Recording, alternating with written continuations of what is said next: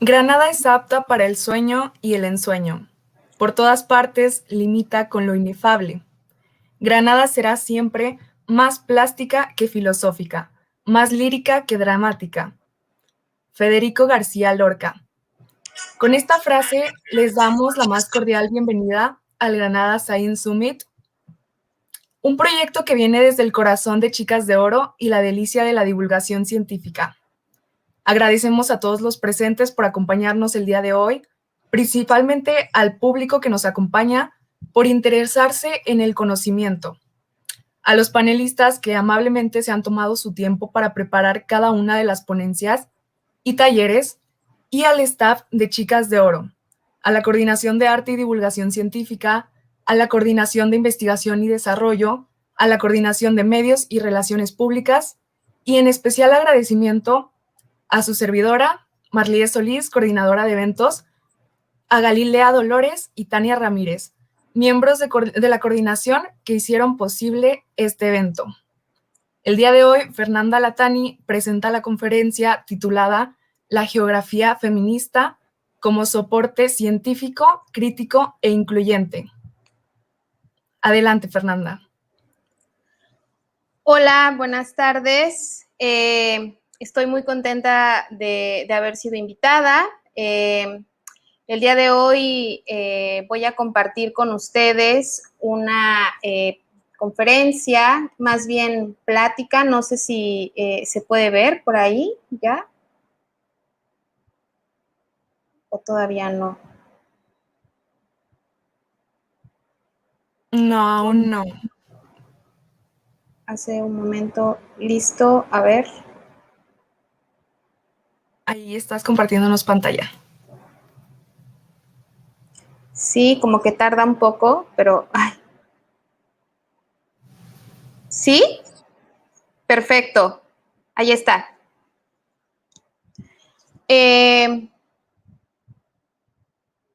Bueno, estas fallas técnicas son necesarias para darle pues vida a estos eventos. Entonces, bueno, estoy muy contenta de haber sido invitada por Chicas de Oro, un proyecto juvenil demasiado ambicioso y sobre todo demasiado transgresor cuando son jóvenes las que se están atreviendo a enunciar el quehacer científico, prioritariamente nombrado desde el género femenino, y no podría pues pasar desapercibido la enunciación de la geografía en el mundo del quehacer científico y por tanto de la ciencia en sí.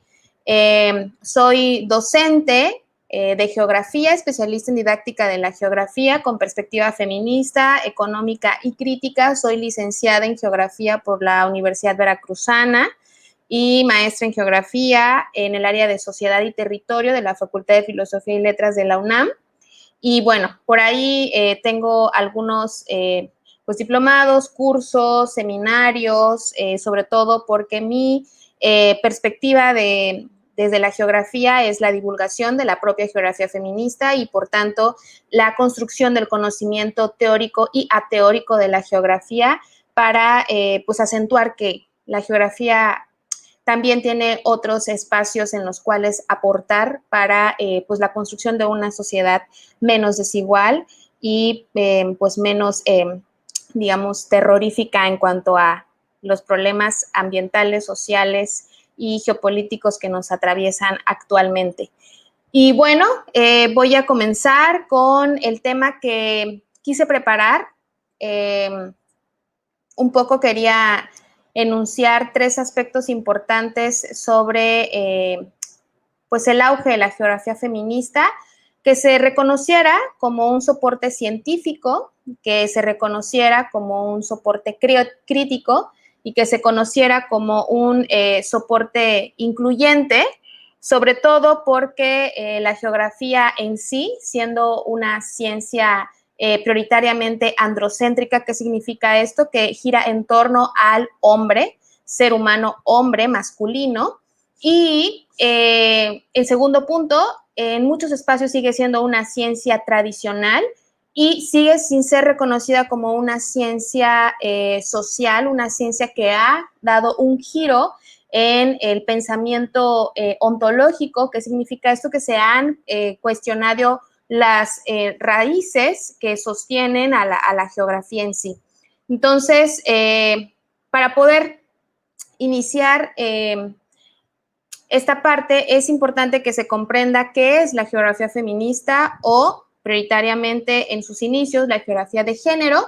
Y quiero rescatar una frase de la, digamos, la primera geógrafa feminista que tenemos a bien reconocer, es la doctora María Dolors García Ramón. Es una geógrafa feminista española y ella es la primera que hace estos aportes de la geografía feminista, y ella menciona que esta propia geografía se interesa en el estudio de las desigualdades socioespaciales y socioambientales derivados de los diferentes roles asignados por la sociedad a hombres y mujeres. Esta es una frase de uno de sus primeros artículos científicos publicado en 1987.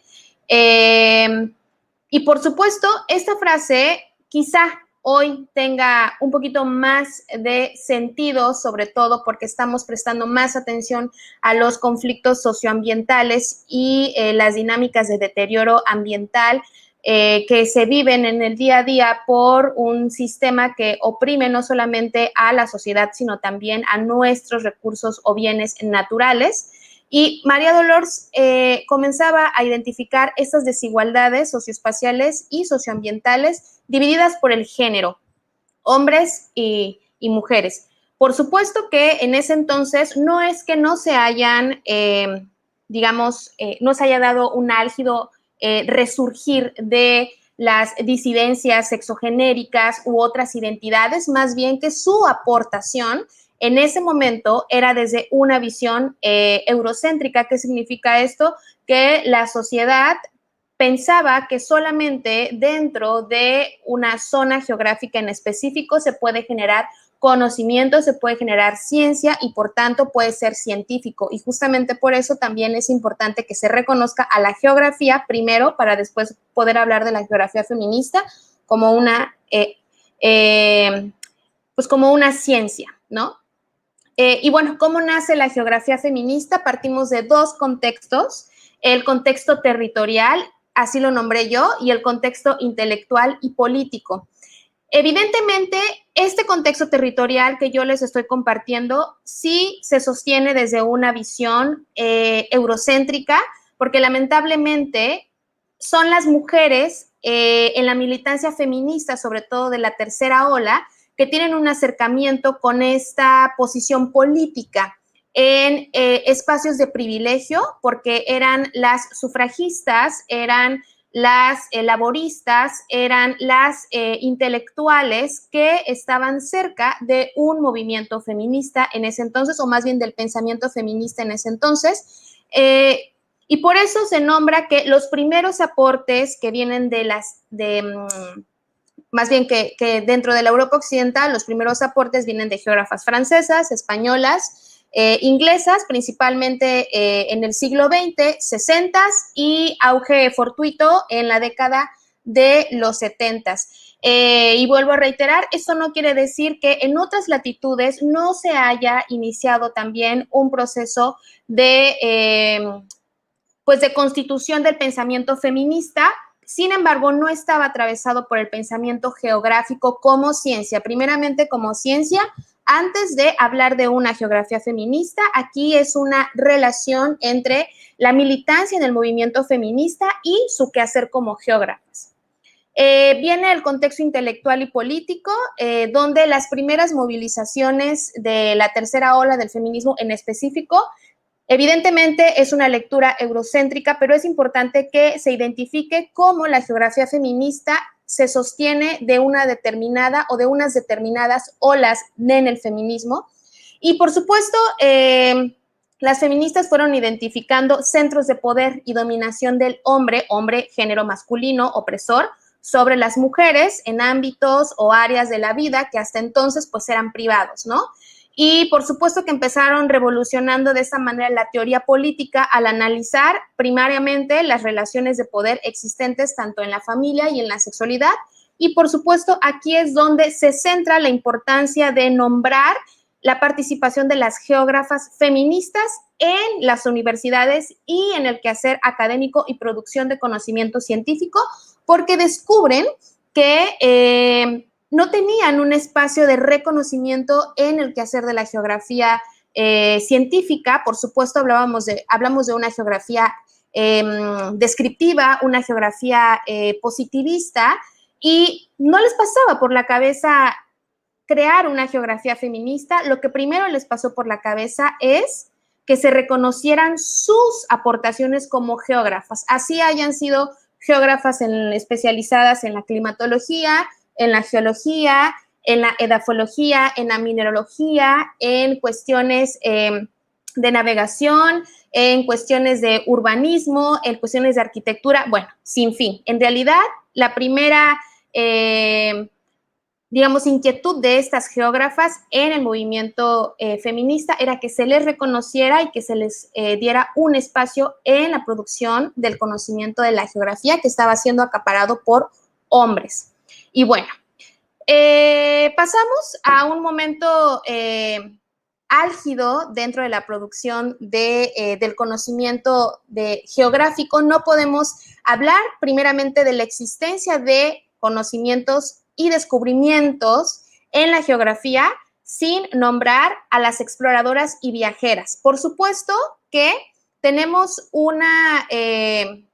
digamos, muy poco acercamiento hacia las historias o narrativas de las viajeras o las exploradoras, en las que por supuesto no se nombraban geógrafas, y no lo sabemos si se nombraban geógrafas feministas, ¿no? Pero lo que sí sabemos es que fueron las primeras mujeres en transgredir mandatos conservadores, porque se atrevieron a dejar los vestidos de usar pantalones, ese es uno, se atrevieron a usar bicicletas, eso es otro, se atrevieron a viajar solas en los trenes, eso es otro, se atrevieron a navegar y atravesar océanos solas o acompañadas, pero al ser las iniciadoras de estos viajes de exploración. A mi parecer, no podemos hablar de exploradoras y viajeras, más bien, no podemos hablar de la creación de geógrafas feministas sin darle ese papel de reconocimiento a las exploradoras y viajeras. Bueno, entonces, aquí iniciamos con una primera problemática. ¿Ciencia geográfica hecha por mujeres existe? Sí, sí hay, pero antes de que nombremos la ciencia geográfica hecha por mujeres, tenemos que identificar que no podemos determinar a ciencia cierta la existencia de las geógrafas feministas antes del siglo XX. Pero lo que sí se puede atestiguar es que con grandes investigaciones y descubrimientos, sobre todo en la geología, en la mineralogía, en la cartografía, porque muchas de ellas fueron mujeres que realizaron lienzos cartográficos para representar territorios que ya habían sido dominados por ciertas coronas. Y también es cierto que mucho de este quehacer geográfico, por supuesto, ha sido invisibilizado a lo largo de la historia. Como geógrafa, a mí, por supuesto que sí me atraviesa que lamentablemente por muchos años y hasta la actualidad sigue reconociéndose como el padre de la geografía moderna al varón Alejandro von Humboldt, este alemán, padre del descubrimiento de muchos pues aspectos biogeográficos, no solamente del mundo, sino en específico de las Américas, como él lo mencionaba, ¿no? Por cierto, por ahí tiene un libro que en realidad es su diario de viaje, que se llama Ensayo de la Nueva América, y ahí se relata todos estos descubrimientos que el gran padre de la geografía moderna realizó. Por supuesto, las fechas exactas son variables, pero digamos que estamos hablando del 1800 y tantos, ¿no? Sin embargo, las mujeres naturalistas que viajaron a América Latina y sobre todo el Caribe en los siglos XVII al XIX fueron más de las que uno o una reconocería. ¿Qué estamos viendo con esta primera situación histórica con respecto a la geografía primeramente como ciencia exploradora o ciencia del descubrimiento? Es que se le está dando el reconocimiento del padre de la geografía moderna a una persona que fue un explorador botánico blanco, hombre, por supuesto, elegido por parte de la corona para que descubriera territorios inhóspitos y, por supuesto, ancestrales, en los que teníamos la gran riqueza en recursos naturales y minerales. Valdría la pena tener una máquina del tiempo para identificar si estas mujeres exploradoras que le antecedieron a Alejandro von Humboldt, que también le procedieron al descubrimiento de Alejandro von Humboldt, también tenían esas intenciones de acaparamiento, de robo, de inventarios naturalistas, entre comillas, porque no es más que robo, que se ha perpetuado por siglos a los continentes, en específico a nuestro continente, pues americano, ¿no? Valdría la pena preguntarnos esa parte. Y una de las grandes mujeres exploradoras y viajeras fue Ada Fazer. Ella nació en 1797 y muere en 1858 y hay algunos escritos, sobre todo de teóricas portuguesas e italianas, que mencionan que en algunos momentos, justo recuperando narrativas de generación en generación, que en algún momento estos dos personajes se encontraron. A mí me encantaría que existiera una serie en Netflix que hablara sobre estos encuentros, ¿no? ¿Qué pensaba Ada Faith y qué pensaba Alejandro von Humboldt, ¿no? ¿Qué hubiesen platicado? Y, por ejemplo, en otro momento, ya en el siglo XIX, mujeres de Europa, en específico España, Inglaterra y América, Estados Unidos y Chile, provenientes, por supuesto, de una posición acomodada y con acceso a las universidades que estudiaron en España, se constituyen, ¿no?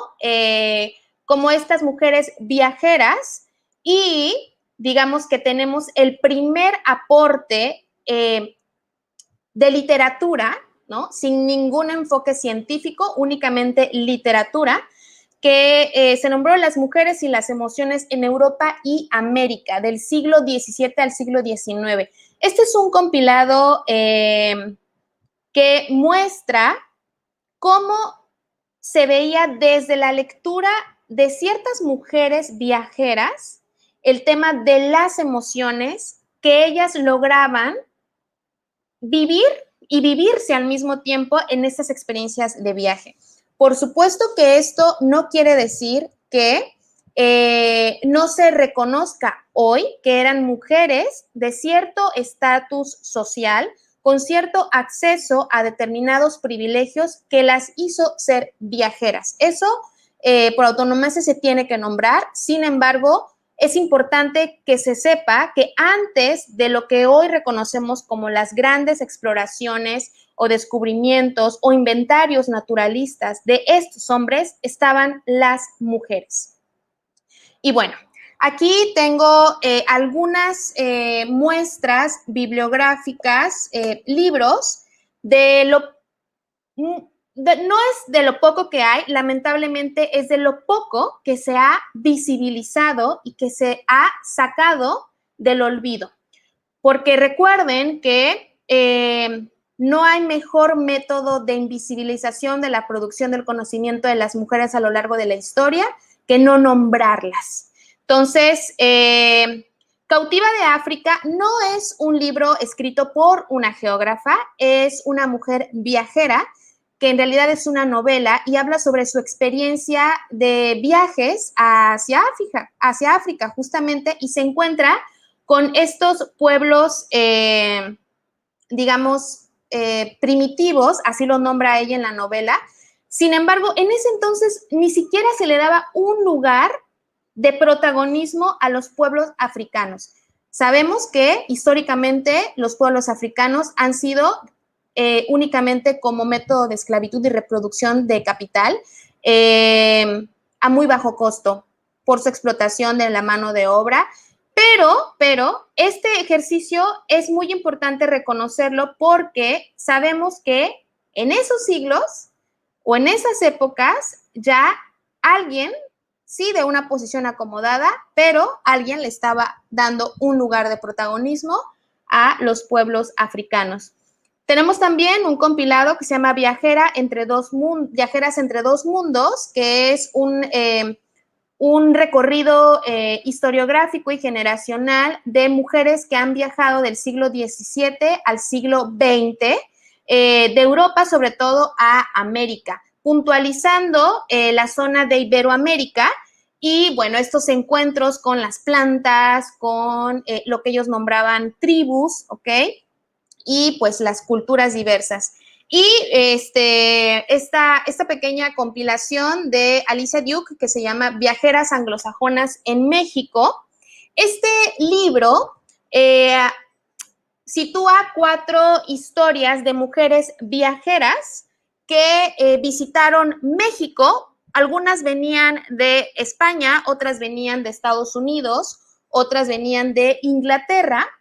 Y en este libro, esta historiadora menciona cómo muchas de estas mujeres de una clase acomodada se encontraban frente a frente con procesos culturales a los que ellas eran ajenos y que, si bien generaba cierta curiosidad para poder pintar sobre ellos, porque recuerden que las mujeres en ese entonces muy pocas iban a las universidades, que eran las mujeres que se rebelaban a sus padres, pero otras iban a la escuela de señoritas y muchas de ellas aprendían, sí, a leer y a escribir, pero era para servirle al marido en sociedad. Entonces, muchas de ellas aprendieron a pintar, a bordar, a cocinar, a tocar el piano. Y estas viajeras eran esposas de diplomáticos que venían a cumplir ciertos mandatos por la corona española. Pero esto no quiere decir que estas mujeres en esa condición no hayan hecho registros importantes para determinar la evolución, o más bien acompañar un proceso de reconocimiento de la evolución de los momentos históricos y geográficos en México en particular. Esta novela, bueno, no es una novela, este compilado de ensayos descriptivos habla justamente de estos descubrimientos de estas viajeras en México. Y bueno,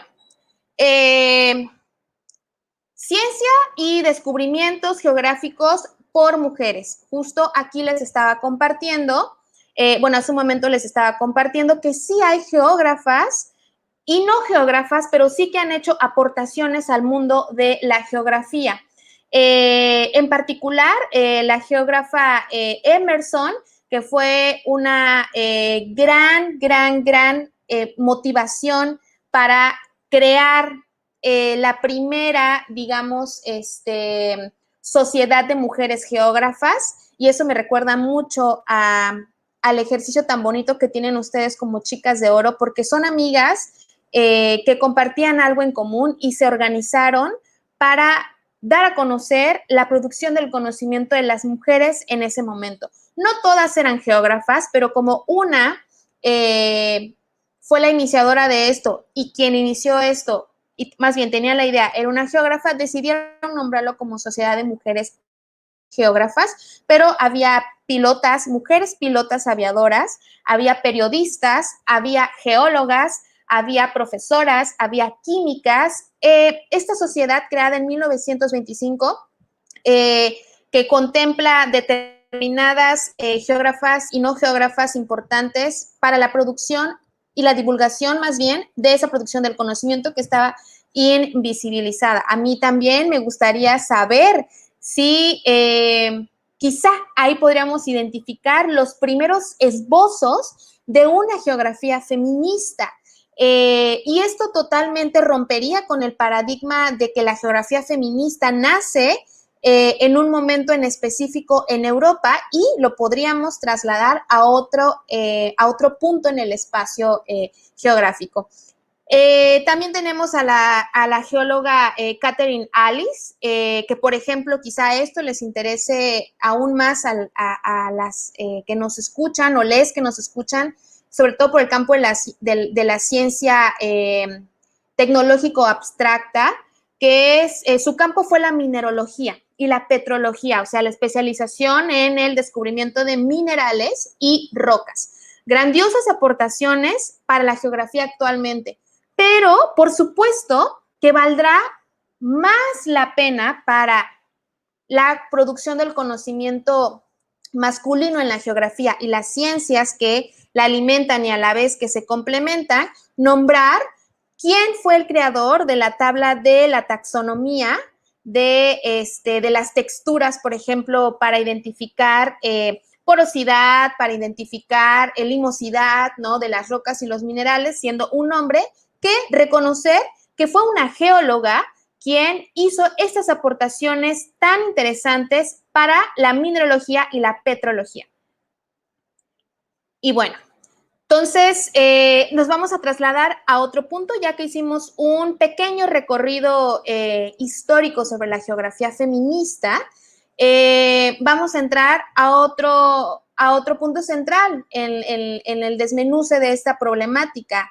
Es que sabemos que un científico, científica, científique, pues es una persona que participa y realiza una actividad sistemática para generar nuevos conocimientos en el campo de las ciencias. Lo sabemos perfectamente porque nos lo enseñan desde secundaria, bachillerato y en la universidad.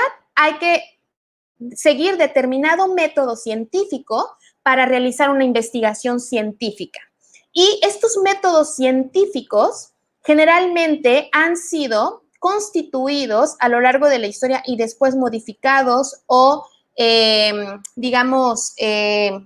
actualizados por la mayoría hombres. Y si participan en estos procesos mujeres, vuelvo a reiterar, es el proceso de la perpetuación de la invisibilización de las mujeres en la ciencia y, por supuesto, de dar a conocer métodos científicos para la realización de las investigaciones. Sin embargo, aquí no vamos a introducir la categoría de género, sino la categoría de pensamiento eurocéntrico totalizador. ¿Qué significa esto? En el que a lo largo de la historia no solamente se ha invisibilizado la labor y aporte de las mujeres en la ciencia, sino que también se ha descalificado el poder hacer ciencia desde otros espacios de conocimiento. No solamente se le niega el acceso a otras ciencias en el quehacer científico solamente porque no son exactas, solamente porque no son tecnológicas, solamente porque no son médicas, biológicas, sino porque no se basan en parámetros científicos que se oficializaron en cierto momento de la historia del pensamiento universal. Y ese pensamiento universal no viene más que desde el norte global. ¿Qué quiere decir esto? Que si alguien se atreve a producir ciencia o a producir conocimiento, siendo mujer, siendo del sur global y no siendo de las ciencias exactas, inmediatamente es relegado, discriminado y, por supuesto, invisibilizado. Seguimos. Entonces, pues el claro ejemplo ha sido priorizar a las ciencias exactas, tecnológicas, médicas, etcétera, por encima de otras. En este caso, la geografía comenzó siendo una ciencia exacta.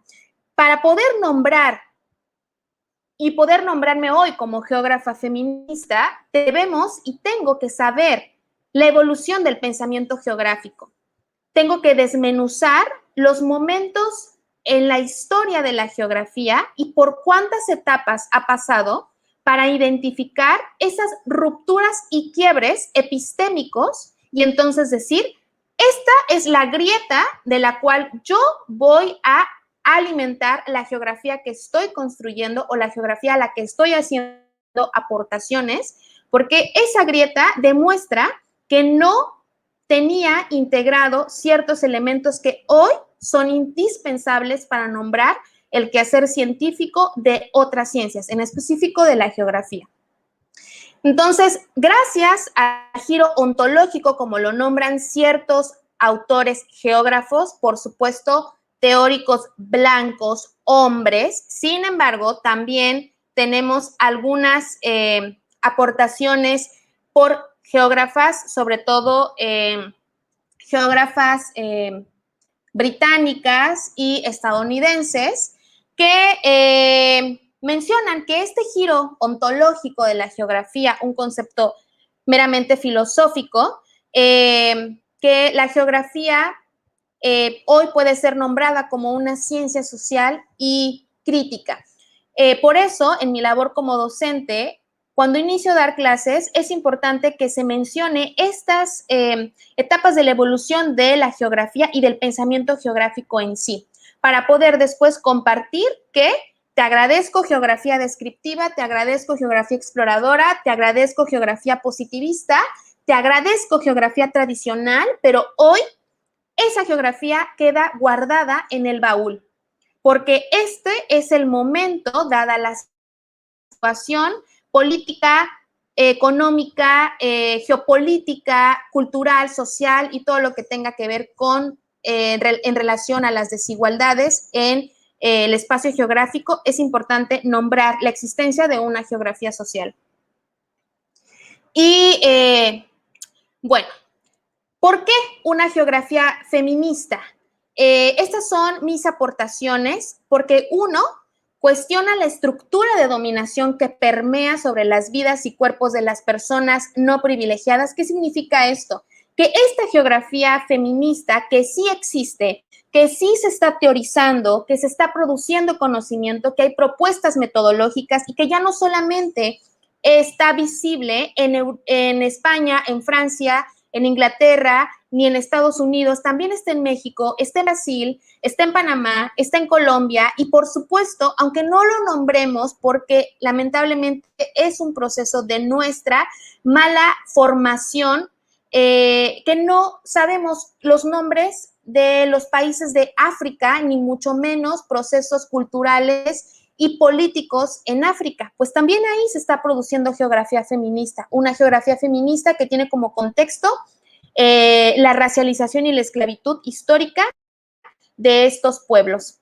Entonces, en segundo punto, porque reconoce al sistema capitalista como uno de los tres principales motores que generan la opresión en el espacio geográfico. ¿Qué significa esto? Que no podemos hablar de una geografía feminista y crítica sin poner en el centro que el sistema capitalista es uno de esos tres motores que perpetúan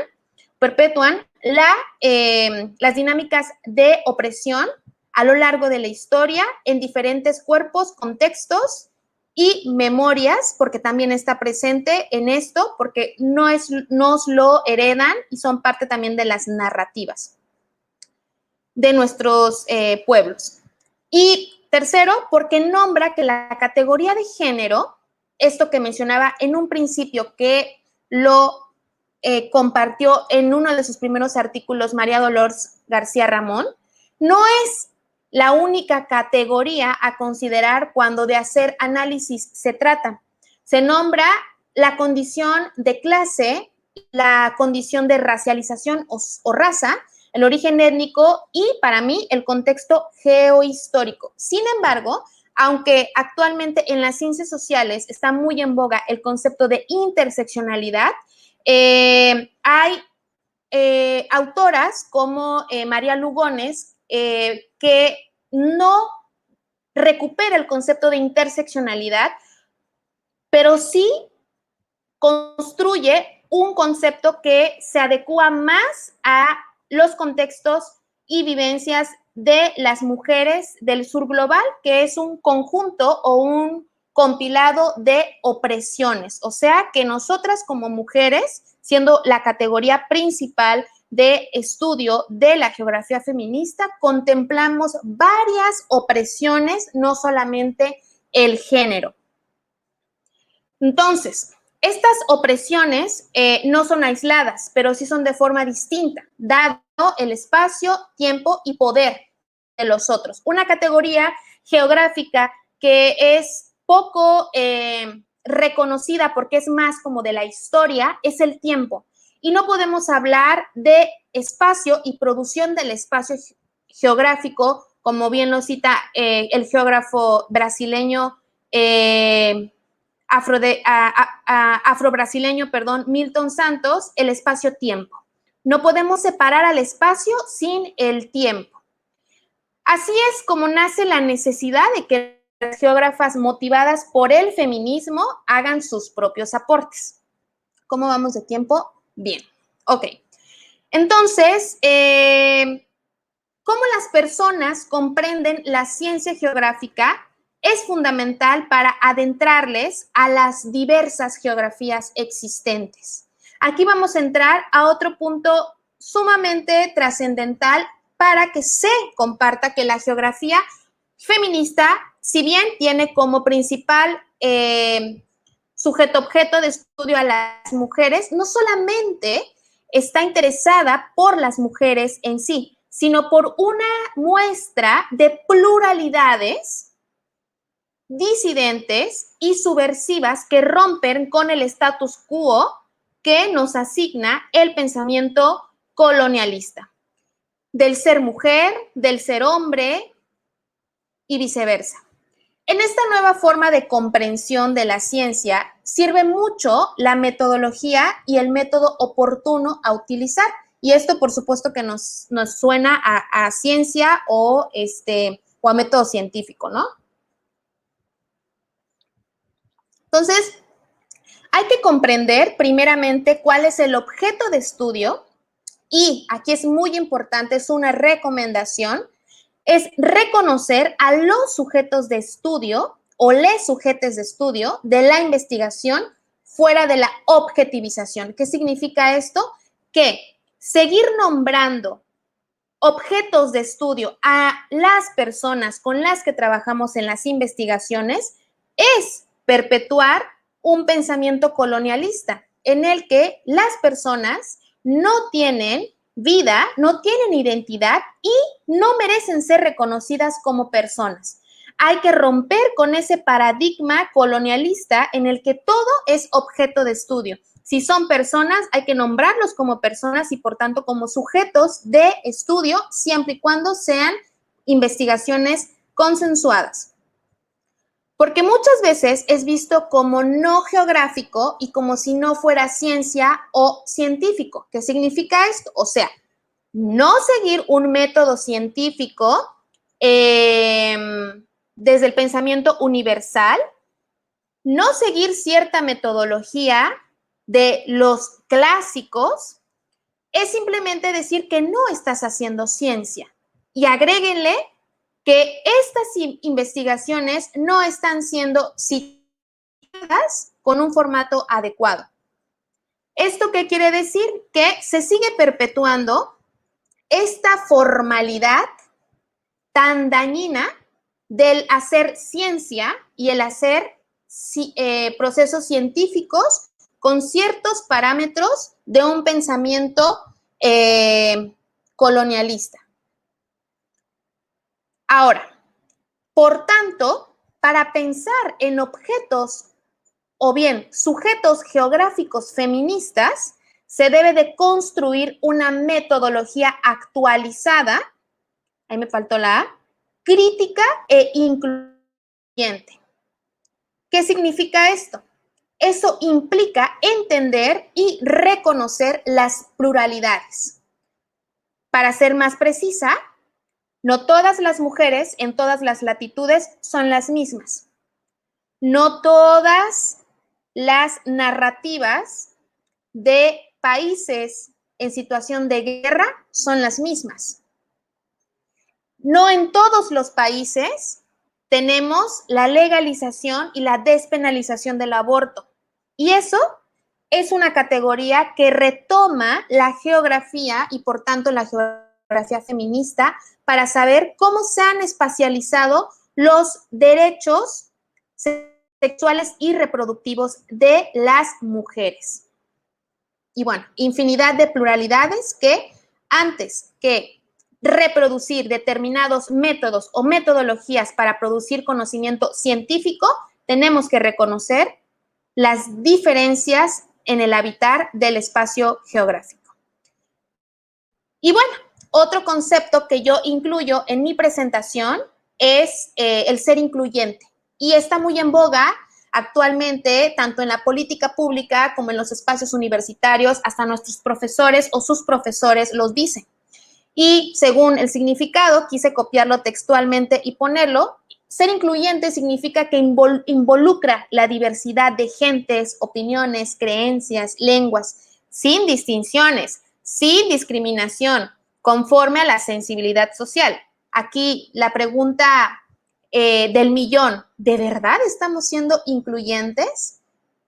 ¿De verdad estamos viviendo un momento en la historia de la humanidad en la que podemos nombrar una equidad o ya ni siquiera mencionar una igualdad?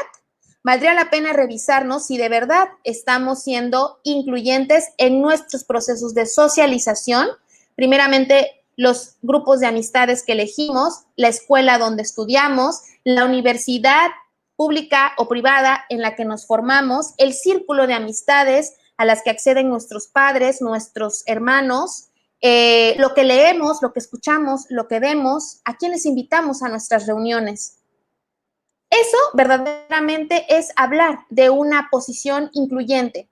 Lamentablemente no es algo que sea sostenible para una sociedad desigual, cuando el sistema capitalista con sus 3 ejes de opresión principales no dejan que esto evolucione. Sigo. Entonces, para hablar de una geografía incluyente, a mi parecer, primeramente es necesario no replicar invisibilidades históricas que han existido en la geografía tradicional. Y en particular, con esto retomo las aportaciones de las geógrafas exploradoras y las geógrafas viajeras. Esas mujeres, sí, de posición acomodada, pero esas mujeres han sido invisibilizadas en la historia de la evolución del pensamiento geográfico.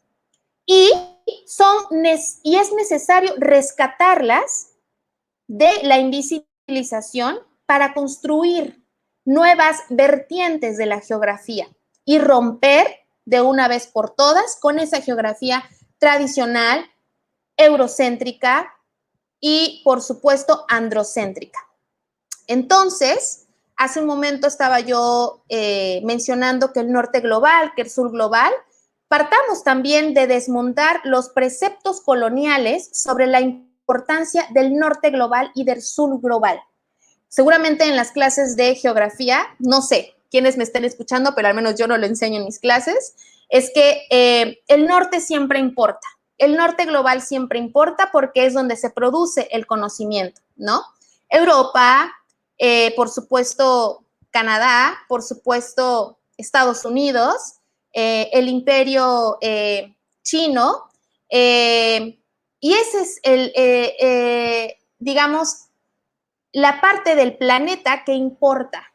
A partir de esa delimitación imaginaria de polos, es que se han perpetuado no solamente invisibilidades, sino violaciones sobre los derechos humanos de las personas que nos antecedieron hace muchos siglos.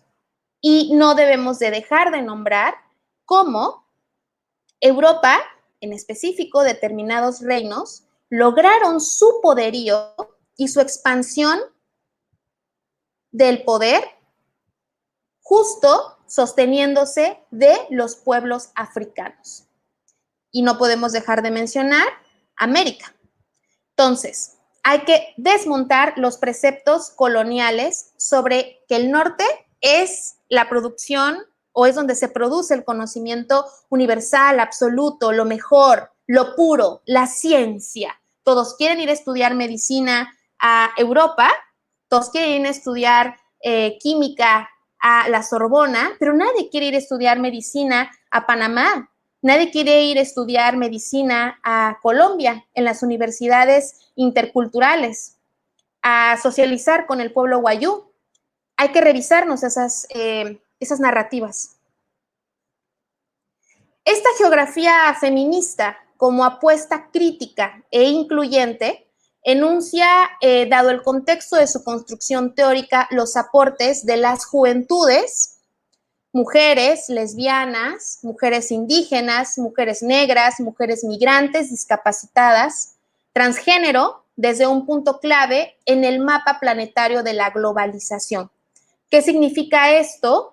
Que la geografía feminista le apuesta a enunciar a partir de un proceso de reconocimiento de estas identidades subversivas, del habitar de una forma disidente el cuerpo, el género, el territorio y el espacio. Por eso, aunque lo tengamos prohibido, entre comillas, porque las ciencias exactas o las ciencias puras que nacen de Europa, se dice que esto que hacemos en la geografía feminista, en las geografías disidentes, no es científico. Esta geografía, la geografía feminista, apuesta a investigaciones que tengan que ver con las emociones, con los sentimientos, con el amor, con las corporalidades y la resistencia a la geografía hegemónica, la que domina, la que controla, la que intenta suprimir las otras narrativas y producciones metodológicas y de conocimiento en otras latitudes que no sean el sur, que no sean el norte global, es patriarcal y colonial. Y desmontarlas y resistir, más bien resistir y desmontarlas, esa es nuestra apuesta como geógrafas feministas.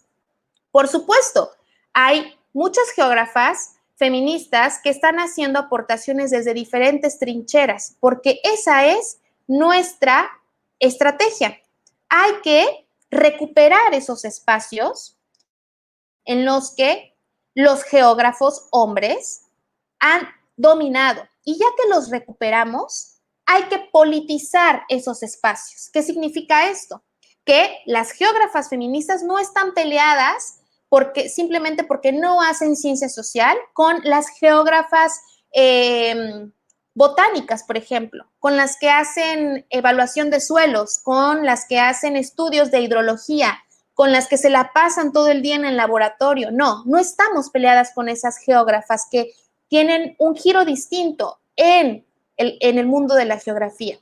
Al contrario, necesitamos estar unidas para subvertir este espacio geográfico que ha sido históricamente producido por los hombres. Y si es que se nos reconoce como agentes participantes del espacio geográfico, no es como productoras del conocimiento, sino como personas que fuimos utilizadas para alimentar esta producción del espacio geográfico. Por supuesto, para eso debemos enseñar en la labor como docentes o acompañar los procesos de aprendizaje para que no suene tan colonialista, pero también debemos de aprender sobre el abordaje de otras formas de hacer ciencia. Y ya para terminar, en conclusión, la geografía feminista debe analizar cuáles son las fuerzas de poder que existen en los conceptos clásicos de la geografía. ¿Cuáles son estos conceptos clásicos? Paisaje, territorio, región, lugar, y que desde la geografía feminista se ha hecho un trabajo precioso y que también tiene que ser reconocido como la categoría de cuerpo es integrado a estos conceptos clásicos, pero por supuesto que las miradas ya no son androcéntricas o trata de romperse con esas miradas androcéntricas. O sea, los hombres no tienen por qué mirarnos y estudiarnos desde una perspectiva geográfica. Somos las mujeres las que vamos a mirarnos hacia adentro y vamos a mostrar cómo somos y cómo son les otras. Por supuesto, siempre con procesos éticos de investigación, o en el camino estamos, más bien. ¿Cómo se pensará en la elección de un objetivo de investigación? No solo como objeto, sino cómo esto va a contribuir a un campo o al campo, con el campo científico.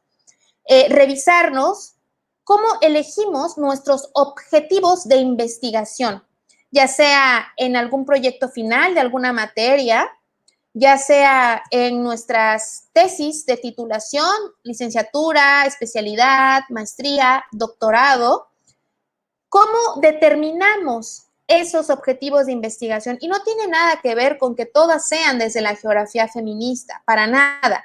Aquí la invitación desde la geografía feminista es que se reconozcan a otras identidades que también habitan el espacio geográfico y que han sido invisibilizadas.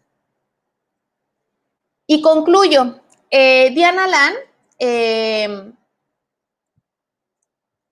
es una geógrafa argentina, doctora, investigadora, que yo admiro mucho y que tengo el placer de conocerla. Nos menciona que trabajar desde una geografía feminista implica que la metodología debe estar en relación a la ciencia y a la política.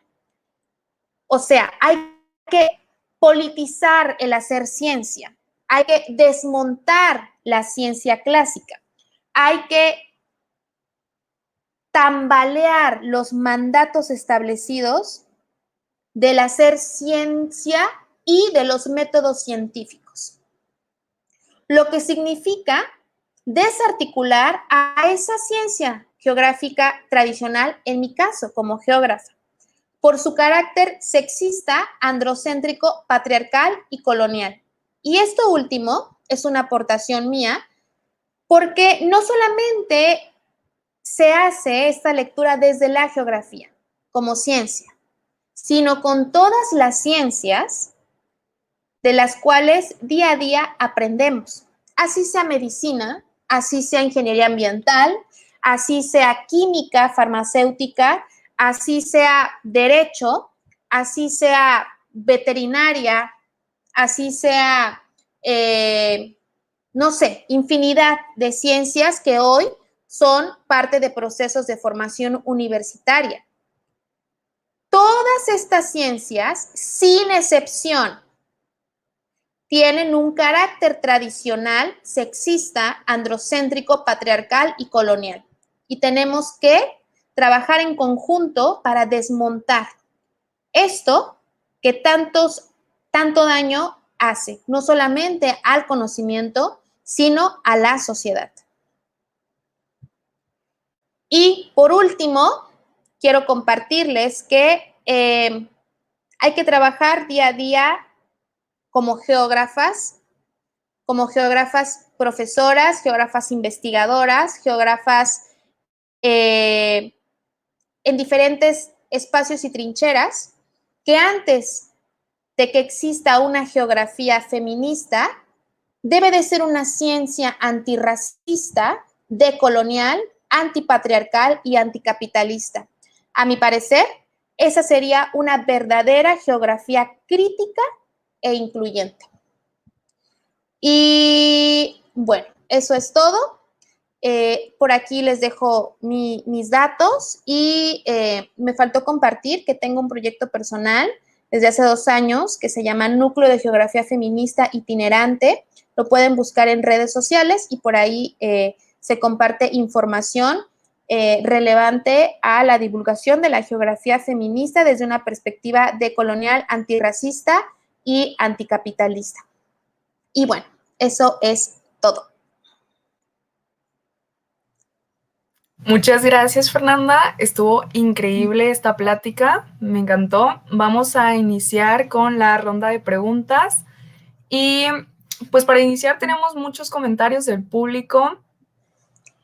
Aquí Rolando Montenegro nos comenta, wow, qué genial. Qué interesante también nos está comentando. Michelle Fernanda nos comenta qué interesante también. Ara Reyes nos comenta, wow. Yamilet Flores nos comenta, me encanta. Y tenemos un comentario de Celcín García Cardona, donde nos dice que el hecho de analizar las grietas en una ciencia y disciplina le parece una práctica imprescindible en la actividad feminista, una forma única de resistir y hacernos escuchar como científicas. Alex Lapointe nos comenta que le parece muy interesante la geografía feminista anglosajona. Ahora iniciando la ronda de preguntas, Andrea Domínguez nos pregunta, ¿cuál es el futuro de la geografía desde el punto de vista actual?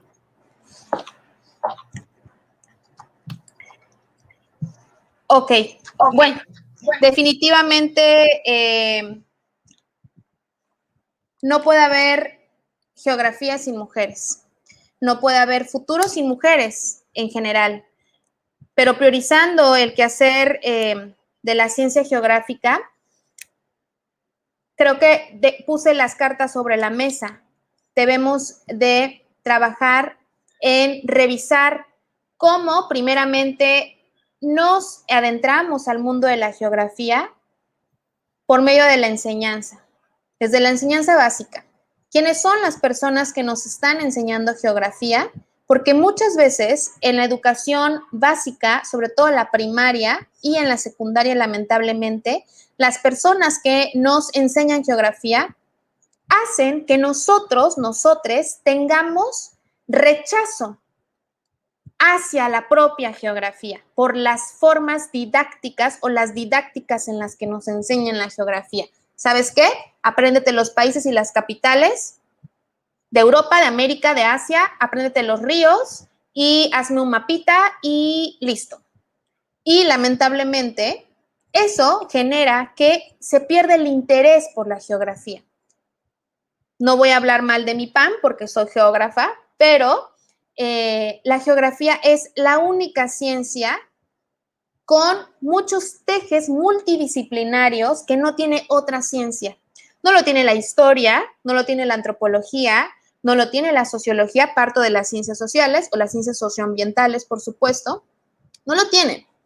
Nosotros, como geógrafos, comunidad geográfica, pone en el centro las interacciones socioespaciales que tenemos en el habitar geográfico, en el habitar de la Tierra. Y eso ha sido un trabajo a lo largo de muchos años para desmontar que la geografía únicamente es descriptiva. Nosotros dimos un salto que muchas ciencias no lo han hecho. Siguen considerando a la ciencia en sí, que las representa, como algo clásico, como algo no mutable, como algo tradicional. Y ahí es donde vemos muchos de los errores en las que no se nombran las pluralidades y las diversidades que habitan el espacio geográfico. Este futuro definitivamente no puede ser concebible sin las mujeres, sin las pluralidades y sin las diversidades. Muy bien, tenemos otra pregunta de Dan Láscares Dolores. ¿Qué sería de la geografía hoy en día si los descubrimientos y aportes de la mujer no hubieran sido censurados? Wow, creo que definitivamente no hubiese sido hoy geógrafa feminista y creo que no hubiese existido con tanta rabia la emergencia de una geografía feminista, porque seguramente no tendríamos un Alejandro von Humboldt como padre de la geografía moderna, sino tendríamos a una baronesa como madre de la geografía moderna. Y si ustedes revisan las ciencias a las que se dedican profesionalmente, mucho se nombra a los padres como esta perpetuación paternalista del hombre blanco, heterosexual, que es el único que genera conocimiento. Pero nosotras somos las que podemos generar vida a partir de parir. ¿Por qué nosotras no somos consideradas también como madres generadoras del conocimiento? Es una pregunta que me estremece porque definitivamente sería otra historia la evolución del pensamiento geográfico en el mundo.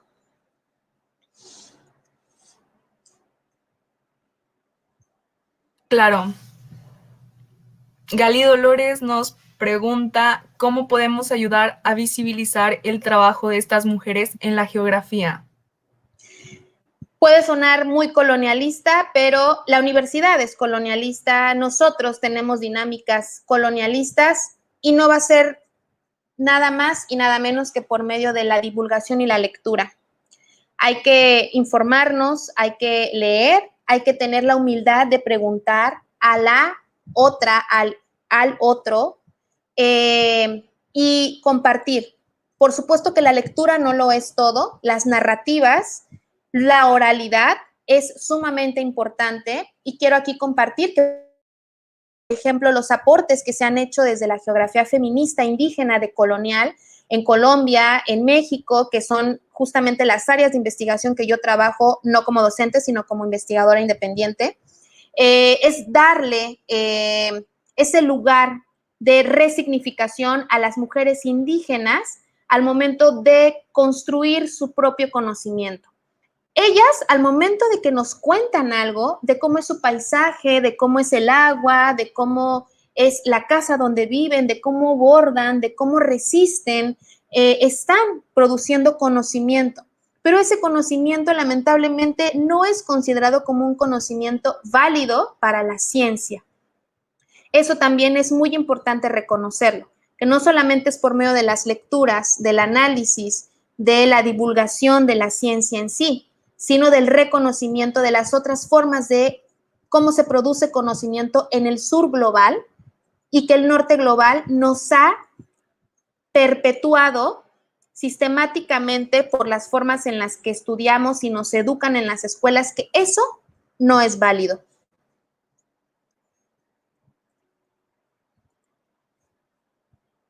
Alex Lapointe nos pregunta, ¿hay geógrafas mexicanas que sean reconocidas a nivel mundial? Sí, no muchas, pero sí algunas. Tengo el orgullo de poder decir que son mis maestras de la vida, mis maestras de la geografía feminista y amistades también. La doctora María Verónica Ibarra, ella es la directora de la licenciatura del colegio, más bien del Colegio de Geografía en la UNAM. Ella es reconocida como parte de las primeras, o si no, la primera geógrafa feminista en México, que se nombra políticamente como geógrafa feminista. Tiene infinidad de investigaciones y la pueden encontrar en internet así como María Verónica Ibarra. También está recientemente ya posicionándose como una investigadora reconocida, sobre todo porque trabaja con los temas de feminicidios y la espacialización de los feminicidios. Es la doctora la doctora Lucía Damián. Ella también es profesora de la UNAM. También está la doctora Paula Soto. Ella es chilena, pero prácticamente lleva la mitad de su vida produciendo conocimiento en México. Ella está más enfocada en el tema de los espacios urbanos y el transporte y la espacialización de la violencia en los espacios urbanos. ¿Qué más?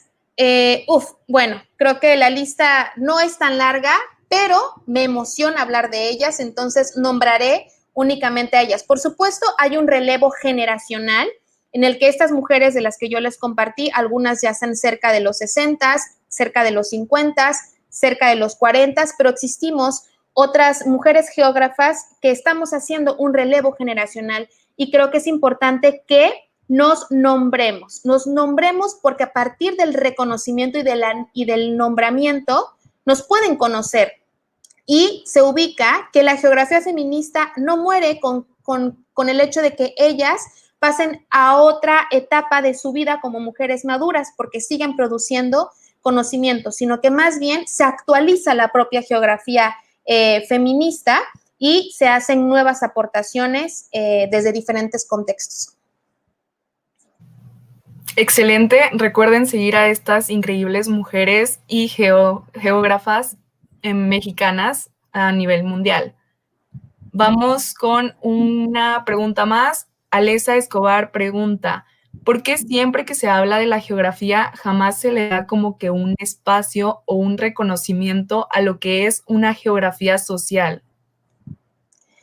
Muy apuntada, muy interesante y súper apuntable a una gran discusión esta pregunta, porque justo viene de una herencia tradicional de que a nosotros nos enseñaron una geografía aburrida, aburrida, aburrida, aburrida, ¿no? Y cuando llega alguien, X persona, a intentar compartir que la geografía no era eso, sino que te abre un panorama transversal y multidisciplinario, muchas veces no todas las personas lo aceptan, porque es como el miedo a algo nuevo porque lo desconocías. No es lo mismo como que te han hablado por siglos de la medicina y la medicina prácticamente en un 70% sigue siendo la misma, aunque ahora podemos hablar de la medicina social y bla, bla, bla, pero eso antes no existía, ¿no?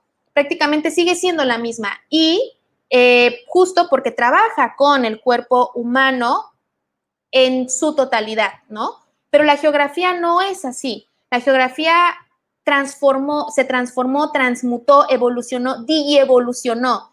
Y ante el desconocimiento de eso, la gente le teme, ¿no? Entonces, recupero la participación de hace un momento. No nos queda más que divulgar, ¿no? Yo les comparto a mis estudiantes, a los que les he dado clases de geografía, sobre todo en cuarto año.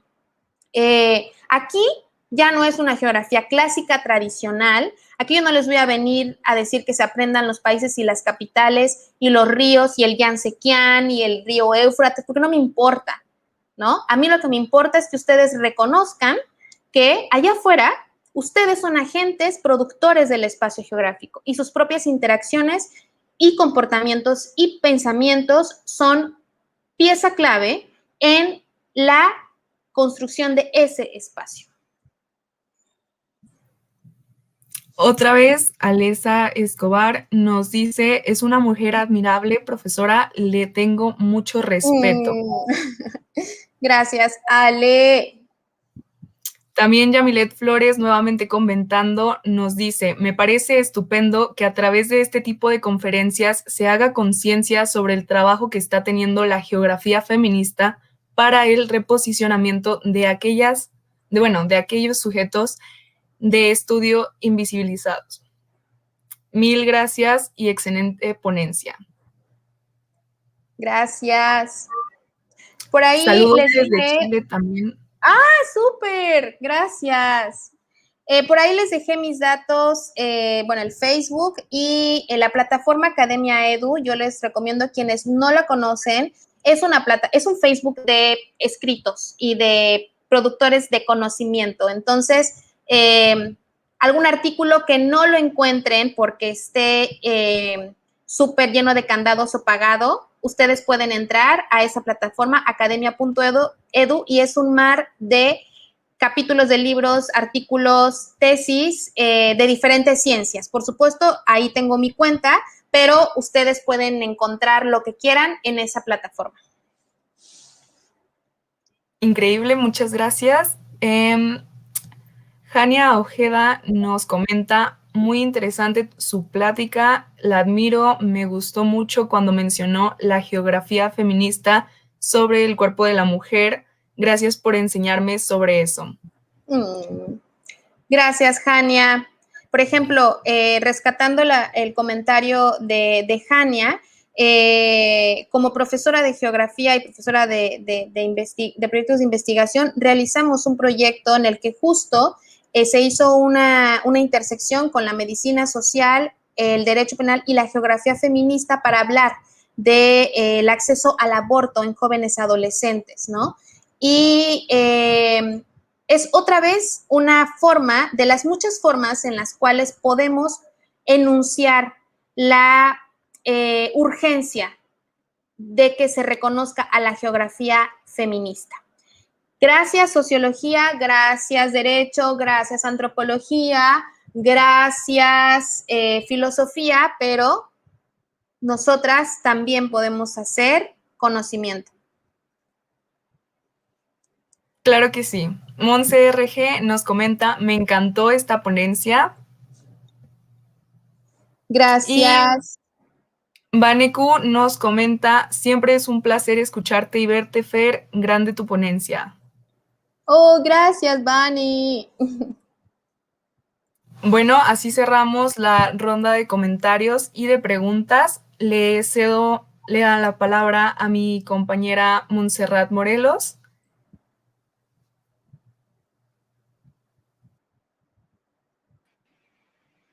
Muchas gracias, Mar, y pues muchas gracias y muchas felicidades. La verdad, estuvo muy increíble. Fue una, diría yo, de las mejores ponencias que hemos tenido. Y pues bueno, aquí dejamos nuestras redes sociales por si tienen alguna duda o algún comentario por cualquiera de estos medios, nos pueden hacer llegar. Y pues nos vemos. Y no se nos olvide que en unos minutos vamos a empezar nuestra segunda ponencia del día, titulada Los retos de los jóvenes en el mundo de la ciencia y tecnología. No se la pueden perder. Muchas gracias. Muchas gracias por la invitación y se me olvidó nombrar algo. Hay pocas universidades en México que ofrecen la carrera de geografía y bueno, si les llama la atención la geografía en sí, pues pueden darse por ahí un clavado. Actualmente pues están abiertas las convocatorias y pues adelante. Muchas gracias por el espacio, chicas de oro. Yo soy fan de ustedes, de verdad.